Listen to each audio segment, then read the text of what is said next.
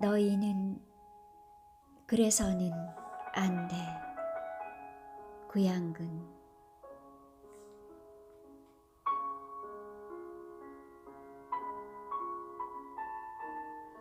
아름다운 파티에 참석하리라. 모두 선한 마음을 가지고 상대의 좋은 점만 말해주는 그런 파티가 좋다. 파티가 매일 있었으면 좋겠다. 항상 아름다운 마음만 갖게. 나는 당신을 좋아하지요. 당신도 내가 그처럼 좋습니까?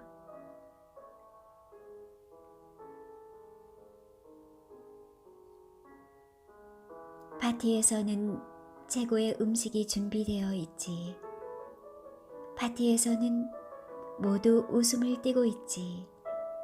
잔을 부딪히자 서로의 행복을 빌면서. 파티 때는 가장 아름다운 옷을 입자.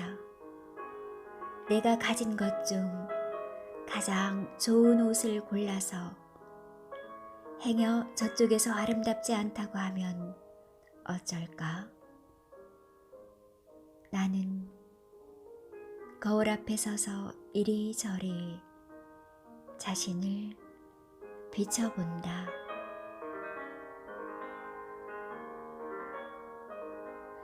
오늘은 가장 아름다운 말만 골라서 해야지.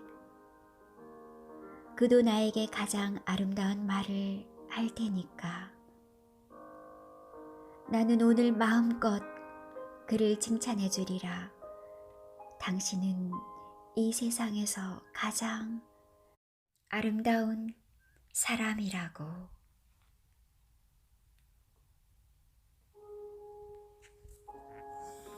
너희는 그래서는 안 돼. 넓은 파티장에는 화려한 의상과 정장 차림을 한 많은 사람들로 붐볐다.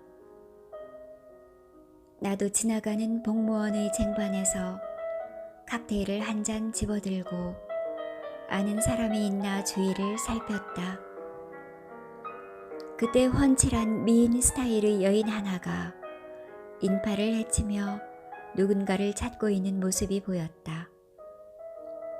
나와 시선이 마주치자 반가운 기색으로 다가온다. 어머, 대사님 여기 계셨어요? 오, 삐비서 나를 찾았어요? 그럼요, 이 꽃 달아드리려고요. 삐 비서는 내가 대만에 근무할 때부터 알고 지내는 유능한 여성 외교관이다. 대만 문화대학에서 S여대 이 총장이 명예학사 학위를 받을 때 통역을 하는 것을 보고 놀랐다. 미리 준비한 연설문 위에 임기응변으로 하는 말까지 한국어를 중국어로 정확히 옮기는 모습을 보고 이 총장과 나는 장래 대삭감이라고 일찌감치 점찍었던 외교관이다. 그녀의 유창한 한국어 실력 때문에 지금은 주한대사 비서로 파견 근무를 하고 있는 중이다. 내가 아는 대만 외교관 중에서 한국어를 가장 완벽하게 구사하는 두 사람 중에 하나이다. 오늘 대만 국경일 파티장에 들어오면서 방명록에 서명을 했더니 내 이름을 보고 가슴에 달 귀빈용 꽃을 들고 나를 찾아다닌 것이었다. 내가 대만에 유학을 가던 60년대만 해도 대만은 세계 인구의 5분의 1을 대표하는 당당한 유엔 상임이사국 중에 하나였다. 그리 중공이 유엔에 가입하자 한적 불량립의 캐치프레이즈를 내걸고 과감히 유엔을 탈퇴하였다. 국제적으로 크게 자존심을 세운 것까지는 좋았으나 그 때문에 지금은 오히려 많이 고립되고 있다. 조금 있으니 아는 사람이 다가오는데 한 대사와 조 대사이다. 특히 한 대사는 총장도 나와 같은 시기에 했기 때문에 더욱 친한 편이다. 우리는 누가 먼저랄 것도 없이 대사들끼리 한번 모이자로 의견 일치를 보았다. 조 대사는 자기가 최근에 근무했으니 가장 막내로서 총무 역할을 하겠다고 자청한다. 한 대사와 나는 거의 동시에 식사 대접은 내가 하겠다란 말이 나왔다.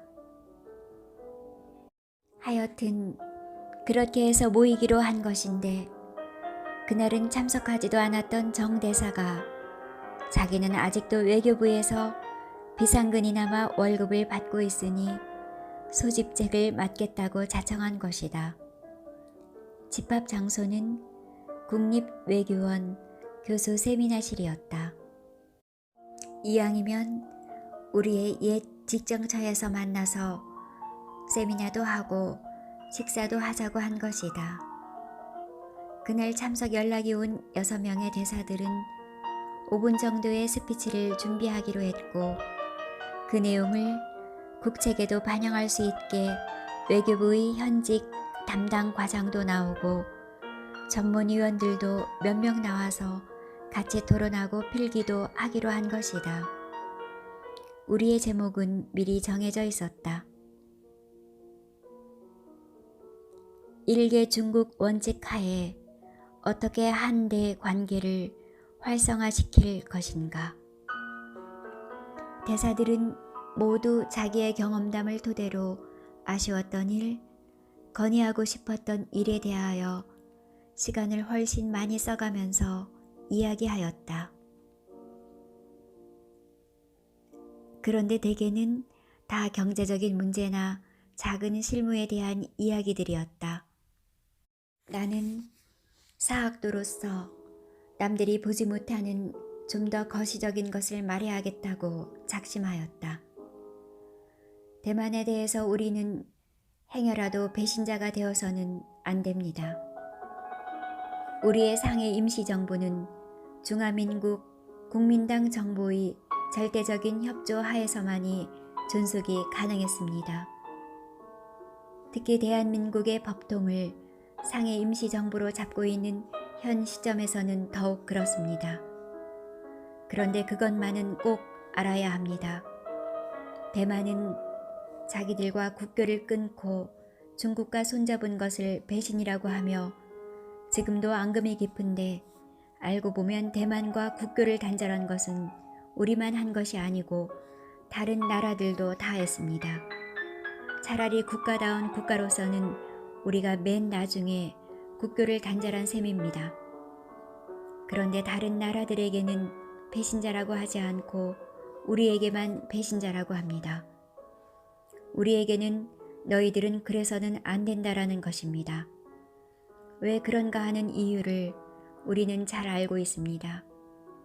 그들이 한국에 대한 종주국적 관념 때문에 그렇습니다. 저번에 시진핑 주석이 트럼프와 얘기하며 우연히 튀어나온 한마디. 조선은 옛날 중국의 속국이었다가 그들이 밑바닥에 깔려있는 진심입니다. 대만이나 중국이나 다 똑같은 중국입니다. 그런데 우리에게는 중국만 있는 것이 아니고 대만도 있다는 것이 얼마나 행운인지 모릅니다. 대만은 그 자체적으로도 우리의 5대 교역국입니다.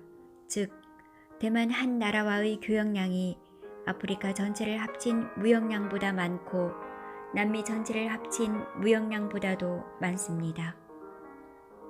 그리고 중국에서 지금 벌리고 있는 동북공정의 정체를 알아야 합니다.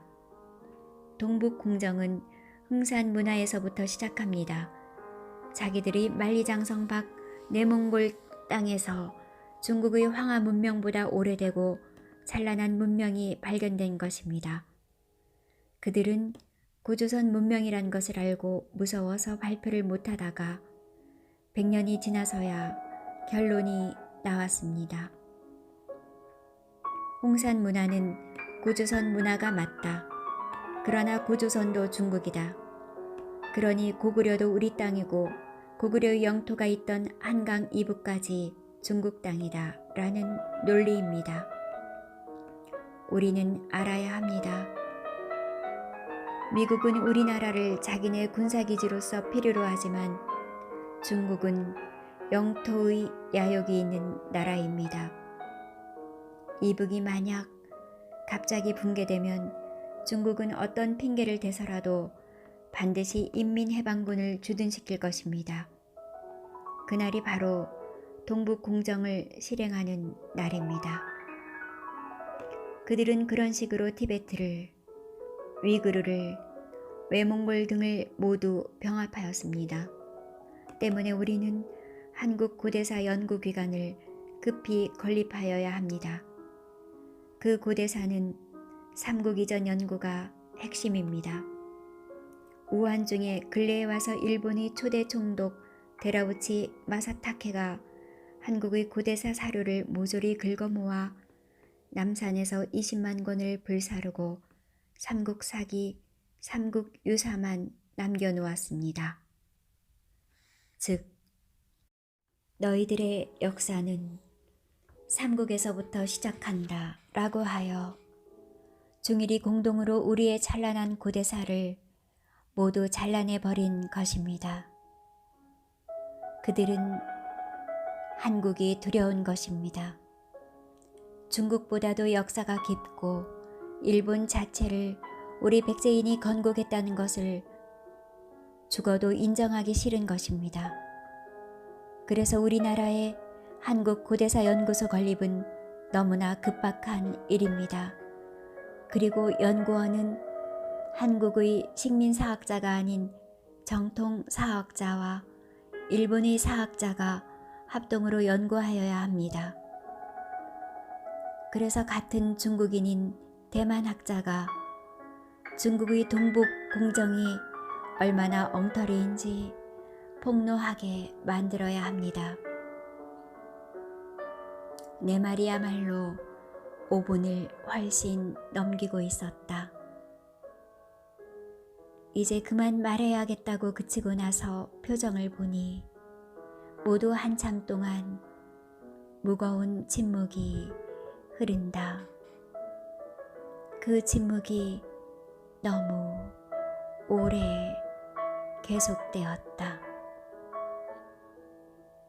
개간수필 2018년 봄호